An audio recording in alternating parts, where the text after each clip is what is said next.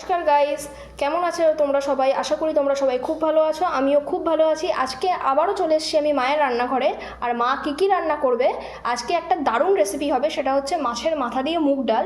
সম্পূর্ণ রেসিপিটা দেখতে পুরো ভিডিওটা আপনারা ফলো করবেন।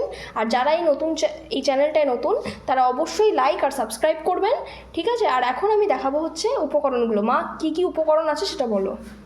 আচ্ছা, মাছের মাথা দিয়ে মুগ ডাল করতে গেলে ফার্স্ট মুগ ডাল। আচ্ছা, এটা আদা পেস্ট হবে, এখনও বাটা হয়নি।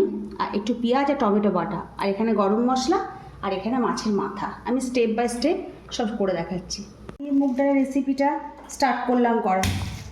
গ্যাসটা জ্বালালাম, এরপর একটু জলটা আছে, জলটা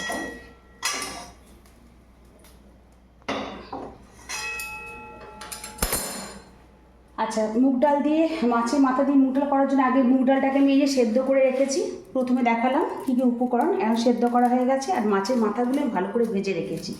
এবার কি কি লাগবে স্টেপ বাই স্টেপ দেখাচ্ছি। কড়াইয়ে একটু সাদা তেল আর একটু সর্ষের তেল, দুটো মিক্সড করে কিন্তু আজকে রান্নাটা করব। সাদা তেল দিলাম আর একটু সর্ষের তেল দিলাম।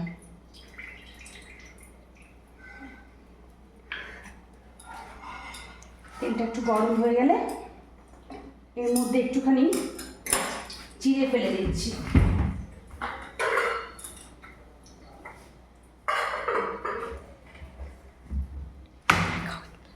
সাদা জিরে ফেলে দিলাম। আচ্ছা, এই ফোটানো তেলের মধ্যে একটা শুকনো লঙ্কা একটা অর্ধেক টুকরো করে ফেলে দিলাম। এরপর আমি এক একটা উপকরণ দিতে শুরু করছি। তেলটা একটু গরম হয়ে গেলে এক একটা উপকরণ আমি দিতে শুরু করছি। আচ্ছা, যে মশলাটা আমি করেছিলাম, সামান্য পেঁয়াজ, এর মধ্যে সামান্য পেঁয়াজ আর টমেটো, একটু গরম মশলা পেস্ট আছে, আর এর মধ্যে সামান্য আদার পেস্ট আছে।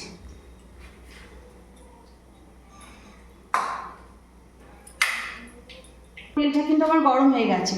এবার ভাজা মাছগুলো তেলের মধ্যে আমি দিয়ে দিলাম, হাতে করে একটু ভেঙে নিয়েছি মাছগুলো।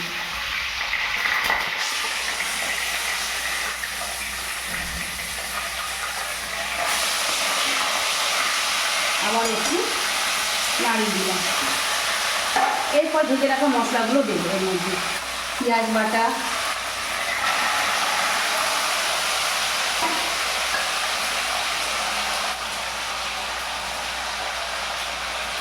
একটু আদা বাটা,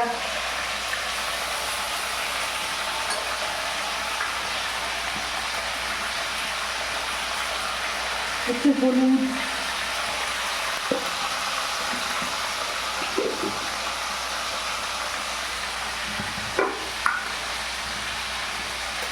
একটু নুন,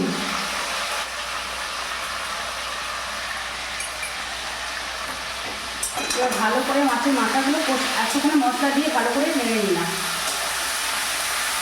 খুব ভালো করে ভাজতে হবে, যেমন কাঁচা পেঁয়াজ রসুনের গন্ধটা, পেঁয়াজ আর আদার গন্ধটা চলে যায়।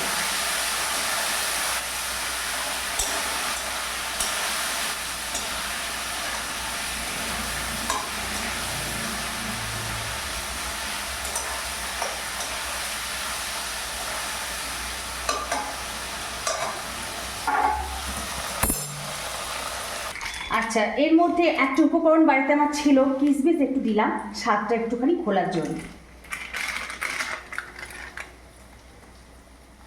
আপনারা চাইলে না দিতেও পারেন, আমার বাড়িতে একটু ছিল তাই দিয়ে দিলাম। আচ্ছা, এটা আরও ভালো করে একটুখানি ভাজতে হবে।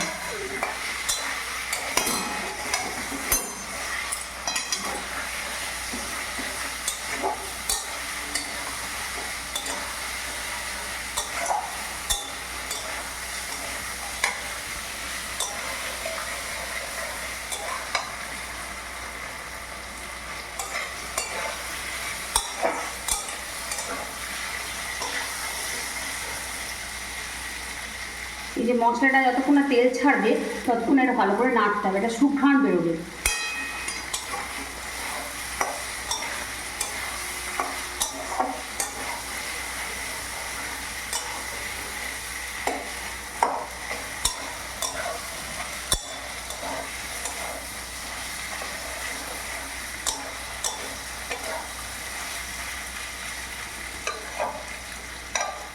দেখো আমার মশলার মধ্যে কিন্তু তেল ছেড়ে এসেছে। এরপর সামান্য মিষ্টি দিলাম, কারণ আমরা কিন্তু মিষ্টি খাই একটু, ডালে একটু মিষ্টি দিলে স্বাদটা বাড়বে। একটু পরিমাণ মিষ্টি অ্যাড করলাম, চিনি একটু পরিমাণ। আর এর মধ্যে কিন্তু অলরেডি আমার গরম মশলা দেওয়া আছে। এরপর আমি ডালটা এর মধ্যে দিয়ে দিলাম, সেদ্ধ ডালটা। আজকে দুপুরটা জমে যাবে একদম। হ্যাঁ করছি তো, ওই জন্যে এর মধ্যে জলটা দিয়ে দিলাম।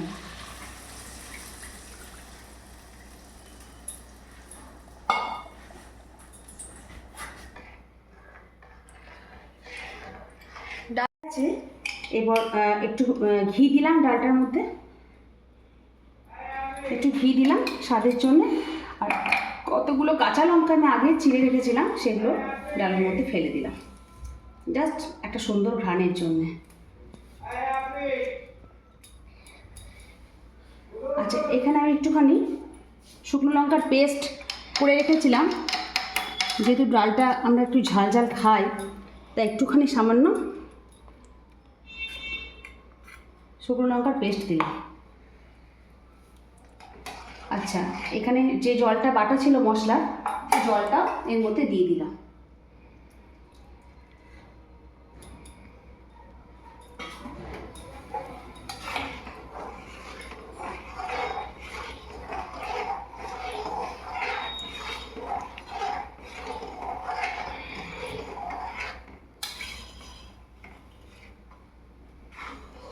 কেমন গন্ধ বেরোচ্ছে ডালটা, খুব ভালো।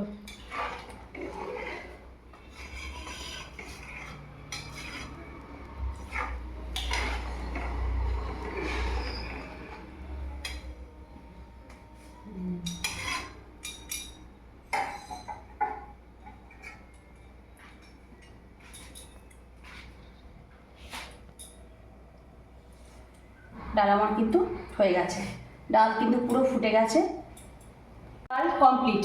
ডাল ফুটে গেছে, একটা সুন্দর একটা গান আছে ডালের মধ্যে। অ্যারোমাটা খুব সুন্দর এসছে সত্যি। আচ্ছা ঠিক আছে, ডাল হয়ে গেছে, এবার খাওয়ার সময় পরিবেশন করে দেখাবো।